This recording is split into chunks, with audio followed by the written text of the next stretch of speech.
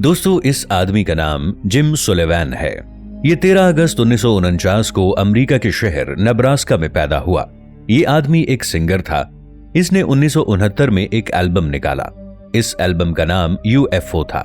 इस एल्बम में एक गाना था जो कुछ इस तरह का था। सुलेवान को रेगिस्तान से एलियंस उठाकर ले जाते हैं। अब हैरानी की बात यह है कि 1975 में इस शख्स के साथ कुछ ऐसा ही वाकया हुआ। ये बात 4 मार्च 1975 की है, जब ये अपनी गाड़ी में लॉस एंजलिस से नेशविल की तरफ जा रहा था। 5 मार्च को इस शख्स को पुलिस ने रोका क्योंकि वो नशे की हालत में था और गाड़ी चला रहा था। 6 मार्च को उसने एक दुकान से शराब की बोतल खरीदी और फिर नेशविल की तरफ निकल जाता है। इसके बाद इस शख्स को सेंटा रोजा से दूर एक आदमी के खेत में देखा गया और वहीं से ये शख्स कहीं गायब हो जाता है। जब इस आदमी को तलाश किया गया तो उसी जगह से उसकी गाड़ी मिली। इस गाड़ी में इस आदमी का सारा सामान, पैसे, कपड़े, गिटार वगैरह मौजूद था और वो शख्स खुद गायब था। ये आदमी जहां से गायब हुआ था, इससे थोड़े से फासले पर पुलिस को वहां से एक बॉडी मिली। पुलिस को लगा कि शायद ये बॉडी सुलेवान की ही है, लेकिन जब मजीद तहकीक की तो ये पता चला कि ये उस शख्स की बॉडी नहीं है। पुलिस काफी दिनों तक इस शख्स को तलाश करती रही, मगर इसका सुराग न मिला तो बहुत से लोग इस वाक़े को एलियंस और UFO के साथ मुंसलिक करने लगे, क्योंकि 1969 में इसने जो एल्बम निकाला था, इस एल्बम का नाम भी UFO ही था और इस एल्बम के गाने में एलियंस उसे खेतों से अगवा कर लेते हैं और हकीकत में आखिरी दफा उसे खेतों में ही देखा गया था और वो वहीं से गायब हुआ था। पुलिस ने इस आदमी के बैंड के उन लोगों से भी राबिता किया और उनसे भी पूछा जिन्होंने उसके साथ UFO एल्बम रिकॉर्ड किया था, मगर कुछ पता न चला और आज भी ये एक राज बना हुआ है कि आखिर ये शख्स कहां गया और इसके साथ क्या हुआ था। दोस्तों, आप जानते ही होंगे कि नेपोलियन यूरोप के पावरफुल लीडरों में से एक लीडर था। इस शख्स ने बहुत सी बड़ी बड़ी जंगें भी जीती थीं। एक दफा नेपोलियन ने अपने आप को एक अजीबोगरीब और मजाहिया सिचुएशन में डाल लिया और ये बात सच में काफी अजीबोगरीब मानी जाती है। दरअसल 1807 में नेपोलियन ने रशिया के साथ टिलसिट ट्रीटी पर दस्तखत किए थे। ये एक जरूरी सिफारती कामयाबी थी। इस ट्रीटी के बाद नेपोलियन ने अपने ऑफिसर्स के साथ एक सेलिब्रेशन का मंसूबा बनाया और एक खुसूसी हॉन्टिंग ट्रिप का इंतजाम करने के लिए कहा। हॉन्टिंग उस टाइम के लिए शाही लोगों और इत्तेहादियों के लिए एक मकबूल मशगला हुआ करता था। नेपोलियन ने अपने चीफ स्टाफ से कहा कि वो कई हजार खरगोशों को खेतों में खुला छोड़ दें ताकि नेपोलियन और उसके ऑफिसर्स आसानी और मजे से उनका शिकार कर सकें। और इस हवाले से मंसूबाबंदी ये की गई थी कि नेपोलियन और उसके ऑफिसर्स गोली के जरिए खरगोशों का शिकार करेंगे। लेकिन जो हुआ वो सुनकर काफी लोगों को धचका लगा। जब खरगोशों को छोड़ा गया तो उन्होंने भागने की बजाय नेपोलियन और उनके ऑफिसर्स की तरफ दौड़ लगा दी। हजारों खरगोश एक साथ नेपोलियन की तरफ बढ़े। ये एक बिल्कुल गैर मुतवक्के हमला था।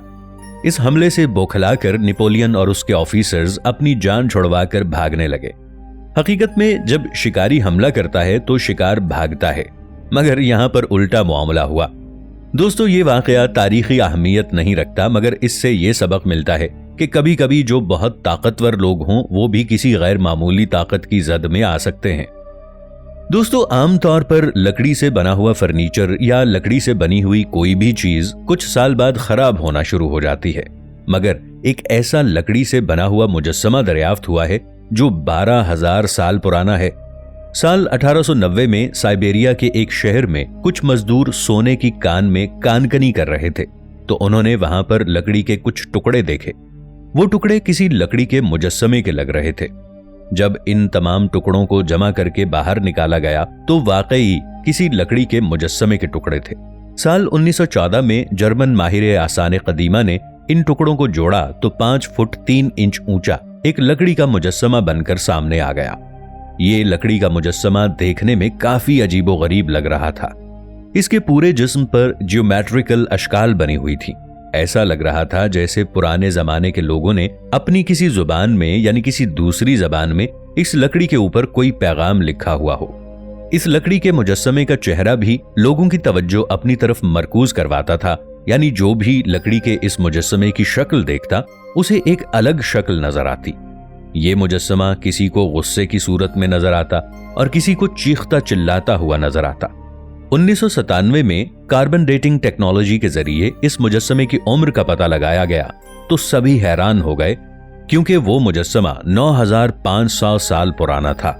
लेकिन इसकी असल उम्र के बारे में कोई हतमी फैसला नहीं किया जा सका। दोस्तों, रिकी मैगी नाम के इस आदमी के साथ एक ऐसा अजीबोगरीब वाकया हुआ जिसने पूरी दुनिया को हैरानगी में डाल दिया। ये आदमी 1970 में ऑस्ट्रेलिया के एक गरीब से खानदान में पैदा हुआ था। ज्यादा रकम न होने की वजह से यानी गुर्बत की वजह से ये लड़का अपनी तालीम भी मुकम्मल न कर सका। जब ये जवान हुआ तो घर की सारी जिम्मेदारी उसके सर पर आ गई, क्योंकि उस आदमी के वालिद उसके बचपन में ही इंतकाल कर गए थे। पढ़ाई मुकम्मल न होने की वजह से नौकरी मिलने में उसे काफी मुश्किलात का सामना करना पड़ा। बिलाखिर 2006 में एक कंपनी ने उसे नौकरी की पेशकश कर दी। उस वक्त इसकी उम्र 35 साल की हो चुकी थी। ये आदमी ऑस्ट्रेलिया के मशरकी हिस्से में रहता था और इसे नौकरी की पेशकश ऑस्ट्रेलिया के मगरबी हिस्से से आई थी।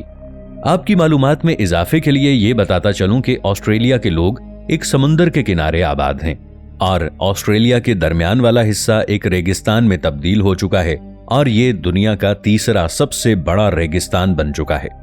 अब इस शख्स के पास इतने पैसे नहीं थे कि वो जहाज में बैठकर मगरिब की तरफ सफर कर सके और इसीलिए इस आदमी ने गाड़ी के जरिए जाने का फैसला किया। इस आदमी को अपनी गाड़ी के जरिए ऑस्ट्रेलिया का पूरा रेगिस्तान पार करना था। इसके लिए उसने खाने की और बाकी जरूरत की तमाम चीजें गाड़ी में अपने साथ रख लीं और उसने अपने सफर का आगाज कर दिया। इस आदमी को सफर करते हुए अब काफी दिन गुजर चुके थे। ये शख्स रेगिस्तान के तकरीबन वस्त में पहुंच चुका था जब उसे वहां पर 3 लोग नजर आए। ये तीनों लोग डाकू थे। उन्होंने इस आदमी की गाड़ी में रखा हुआ सारा सामान लूट लिया, यहां तक कि उसके पास उसके जूते भी नहीं छोड़े। इन डाकुओं ने उस शख्स को जान से नहीं मारा था, बल्कि सारा सामान लूटकर उसे रेगिस्तान के बीचों बीच मरने के लिए छोड़ दिया था। अब 45 डिग्री के तपते हुए सहरा में रिकी अकेला ही खड़ा था।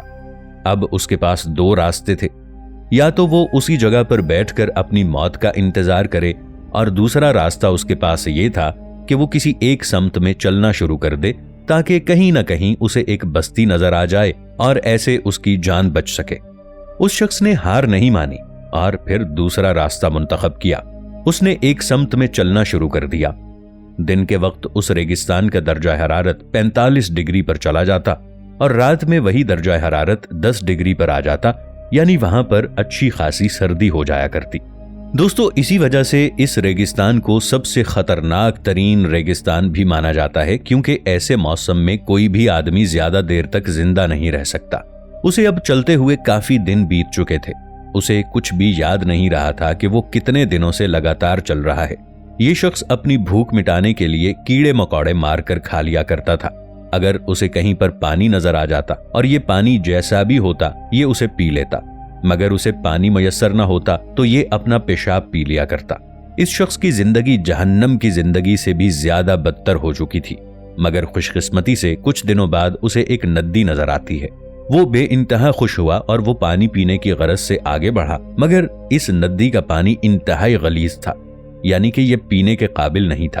उसने नदी के साथ साथ आगे बढ़ना शुरू कर दिया। कई दिनों की मुसाफत के बाद उसे मार्क नाम का एक आदमी मिला। उस आदमी ने फिलफार रिकी को हॉस्पिटल मुंतकिल किया। वहां पर जाकर उसने किसी से तारीख पूछी तो उसे सख्त धचका लगा, क्योंकि उसे रेगिस्तान में चलते हुए अब 72 दिन गुजर चुके थे।